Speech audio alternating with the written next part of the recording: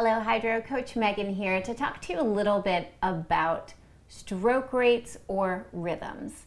So the stroke rates, otherwise known as your strokes per minute or your rhythm, is simply a measurement of how many strokes you're taking per minute.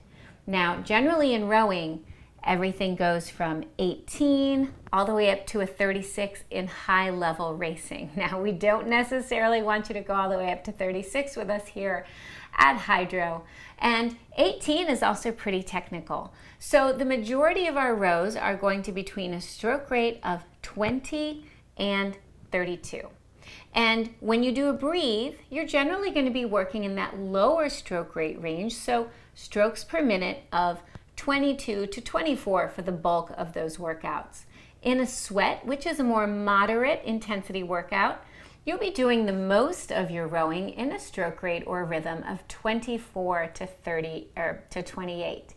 And then when you work into a drive, the majority of that work is going to be done from a 26 to a 32.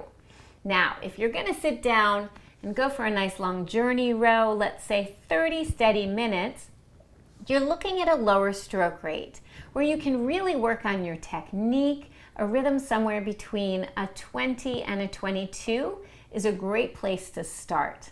So if you're going to be doing some rowing on your own, really focus on those lower rhythms to get in some good aerobic base training, but also some great opportunity for working on your technique.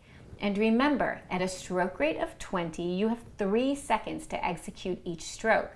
At a rating of 30, you've got only 2 seconds, so your work has to be quicker and cleaner. And you can always work on that in our technique sections and of course on the sweats and the drives, but make sure you're paying attention to your form because it breaks down pretty quickly if you're not focusing on it.